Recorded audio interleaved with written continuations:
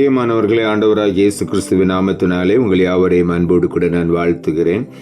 ஆண்டவர் கிருபையாய் நமக்கு கொடுத்த இந்த புதிய நாளுக்காக முதலாவது நாம் ஆண்டவருக்கு நன்றி சொல்லுவோம்.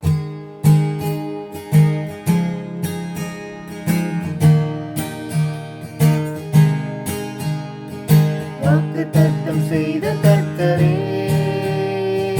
வாக்கு மாற உண்மை நாதரே. வாக்குத்தத்தம் செய்த கர்த்தரே, வாக்கு மாற உண்மை நாதரே. வாக்கை நம்பி வந்து நிற்கிறோம், வல்ல ஆவி மாறி ஊற்றுவே. வாக்கை நம்பி வந்து நிற்கிறோம், வல்ல ஆவி மாறி ஊற்றுவீர். இயேசுவே நீர் பெரியவர், இயேசுவே நீர் பரிசுத்தர், இயேசுவே நீர் நல்லவர், இயேசுவே நீர் வல்லவர். வாக்கை நம்பி வந்து நிற்கிறோம், வல்ல ஆவி மாறி ஊற்றுவீர். வாக்கை நம்பி வந்து நிற்கிறோம், வல்ல ஆவி மாறி ஊற்றுவீர். இந்த நாளுக்கென்று ஆண்டவர் கொடுக்கிற ஒரு வார்த்தை ரோமர் புஸ்தகம் 4ஆம் அதிகாரம் 21ஆம் வசனம். ரோமர் 4:21. தேவன் வாக்குத்தத்தம் பண்ணினதை நிறைவேற்ற வல்லவராய் இருக்கிறார் என்று முழு நிச்சயமாய் நம்பி தேவனை மகிமைப்படுத்தி விசுவாசத்தில் வல்லவன் ஆனான். இங்கே ஆபிரகாமை குறித்து வேதத்தில் எழுதப்பட்டிருக்கிறது.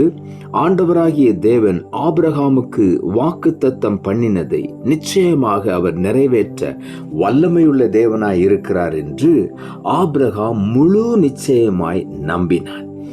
அவன் முழு நிச்சயமாய் நம்பினது மாத்திரமல்ல, அவன் தேவனை மகிமைப்படுத்தி விசுவாசத்தில் வல்லவனானான் என்று எழுதப்பட்டிருக்கிறது. இந்த காலை வேளையிலே ஆபிரகாம் விசுவாசத்திலே ஒரு வல்லவனாய் மாறுவதற்கு, விசுவாசத்தில் பலனடைவதற்கு, விசுவாசத்தில் உறுதியாயிருப்பதற்கு அவன் செய்த ஒரே ஒரு காரியம் தேவனை மகிமைப்படுத்தி கொண்டிருந்தான். வாக்குத்தத்தம் பண்ணின தேவன் உண்மை உள்ளவர், வல்லமை உள்ள தேவன், நிச்சயமாக அதை நிறைவேற்றுவார் என்று சொல்லி ஆண்டவரை விசுவாசித்து ஆண்டவரை மகிமைப்படுத்தி கொண்டே இருந்தான். ஆகவே கர்த்தர் அவனை விசுவாசத்தில் வல்லவனாய் மாற்றினார். இந்த காலை வேளையில நாம் ஆண்டவரை விசுவாசிக்கிறோம், அநேக நேரங்களில் தடுமாறி விடுகிறோம், அநேக நேரங்களில் சந்தேகம் வந்து விடுகிறது, பயம் வந்து விடுகிறது. இந்த காலை வேளையிலே நாம் தேவனை நம்பி விசுவாசிக்கும் பொழுது அந்த விசுவாசத்திலே உறுதியாய் நாம் நிலைத்திருப்பதற்கு நாம் செய்ய வேண்டிய ஒரே ஒரு காரியம், தேவனை மகிமைப்படுத்தி உயர்த்தி ஆண்டவரை துதித்து கொண்டே இருக்கும் பொழுது நாம் விசுவாசத்தில் வல்லவர்களாய் மாறுகிறோம். இந்த காலை வேளையிலே நாம் ஒவ்வொருவரும் விசுவாசத்தில் வல்லவர்களாய் ஆபிரகாமை போல வைராக்கியமாய் முழுமையுமாய் ஆண்டவரை நம்பி ஆண்டவரை மகிமைப்படுத்தி விசுவாசத்தில் பலனடைய வேண்டும் என்று ஆண்டவர் விரும்புகிறார். ஆகவே இந்த காலை வேளையிலே நாம் தேவனை மகிமைப்படுத்தி நம்முடைய விசுவாசத்தில் உறுதியாய் இருப்போம். காரணம், ஆபிரகாமுக்கு 75வது வயதிலே ஆண்டவர் வாக்கு பண்ணினார். 25 ஆண்டுகள் அவன் பொறுமையாய் காத்திருந்தான்.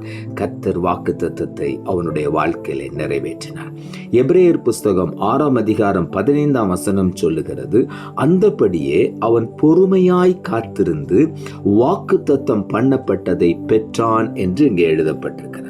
ஆபிரகாம் 25 ஆண்டுகள் பொறுமையாய் காத்திருந்து தன்னுடைய 100வது வயதிலே ஈசாக்கை பெற்றெடுத்தார். இந்த காலை வேளையிலே நாம் பொறுமையாய் காத்திருக்க வேண்டும். வாக்குத்தத்தங்களை நிறைவேற்ற நம்முடைய தேவன் வல்லவர் என்று சொல்லி நாம் முழு நிச்சயமாய் அவரை நம்ப வேண்டும். அப்படி நம்பி விசுவாசித்து தேவனை மகிமைப்படுத்தும் பொழுது நம்முடைய வாழ்க்கையில அந்த ஆசீர்வாதத்தை முழுமையுமாய் நாம் சுதந்திரித்துக் கொள்வோம். 1 கொரிந்தியரின் புஸ்தகம் 6ஆம் அதிகாரம் 20ஆம் வசனம் இப்படியாய் சொல்லுகிறது, கிரயத்துக்கு கொல்லப்பட்டீர்களே, ஆகையால் தேவனுக்கு உடையவைகளாகிய உங்கள் சரீரத்தினாலும் உங்கள் ஆவியினாலும் தேவனை மகிமைப்படுத்துங்கள். எப்படி நாம் ஆண்டவரை மகிமைப்படுத்த வேண்டுமாம்? அங்கே வேதம் சொல்லுகிறது, கிரயத்துக்கு கொல்லப்பட்டிருக்கிறீர்கள். நம் ஒவ்வொருவரையும் ஆண்டவர் தம்முடைய விலையேறப்பெற்ற இரத்தத்தை கிரயமாய் செலுத்தி நம்மை மீட்டு எடுத்து அவருடைய சொந்த பிள்ளையாய் மாற்றியிருக்கிறார். நம்மை அவருக்கு சொந்தமான சுவிகார புத்திரராய் மாற்றும்படிக்கு, வாக்குத்தத்தத்தின் பிள்ளைகளாய் மாற்றும்படிக்கு அவர் தம்முடைய இரத்தத்தை கிரயம் செலுத்தினார். விலையாக அவருடைய இரத்தத்தை செலுத்தி நம்மை அவருக்கு சொந்தமாக வாங்கி கொண்டார். நாம் அவருக்கு சொந்தமானவர்கள். ஆகவே நாம் தேவனை மகிமைப்படுத்தி ஆண்டவரை உயர்த்தி துதித்து கொண்டே இருக்க வேண்டும். காரணம், நாம் தேவனுக்கு சொந்தமானவர்கள். அவருக்கு உடையவர்களாகிய நம்முடைய சரீரத்தினாலும் நம்முடைய ஆவியினாலும் எப்பொழுதும் தேவனை மகிமைப்படுத்தி கொண்டே இருக்க வேண்டும். அதற்காகத்தான் ஆண்டவர் நம்மை கிரயத்துக்கு வாங்கிவிட்டார். ஆகவே நாம் செய்ய வேண்டிய ஒரே ஒரு காரியம், எப்போதும் ஆண்டவரை துதித்து கொண்டே இருக்க வேண்டும். ஆகவே தான் தாவீது எழுதுகிறார், கர்த்தரை நான் எக்காலத்திலும் ஸ்தோத்தரிப்பேன், அவர் துதி எப்போதும் என் வாயில் இருக்கும் என்று சொல்லி. ஆகவே நாமும் அப்படி துதித்து தேவனை மகிமைப்படுத்தி விசுவாசத்தில் பலன் அடையும் பொழுது நிச்சயமாகவே எல்லா வாக்குத்தத்தங்களையும் நாம் சுதந்தரித்துக் கொள்வோம். சங்கீதங்களின் புஸ்தகம் 86:12 இப்படியாய் சொல்லுகிறது, என் தேவனாகிய ஆண்டவரே, உம்மை என் முழு இருதயத்தோடும் துதித்து உமது நாமத்தை என்றென்றைக்கு மகிமைப்படுத்தேன். தாவீது அந்த ரகசியத்தை அறிந்திருந்தபடினாலே தான் ஆண்டவரை பார்த்து சொல்லுகிறார், ஆண்டவரே, உம்மை என் முழு இருதயத்தோடும் துதிப்பேன், உமது நாமத்தை என்றென்றைக்கு மகிமைப்படுத்துவேன். என்றென்றைக்கும் என் வாழ்நாள் முழுவதும் உடைய நாமத்தை நான் மகிமைப்படுத்தி கொண்டே இருப்பேன். காரணம், அந்த தேவனுடைய நாமத்தை மகிமைப்படுத்த நம்முடைய விசுவாசம் பலனடைகிறது.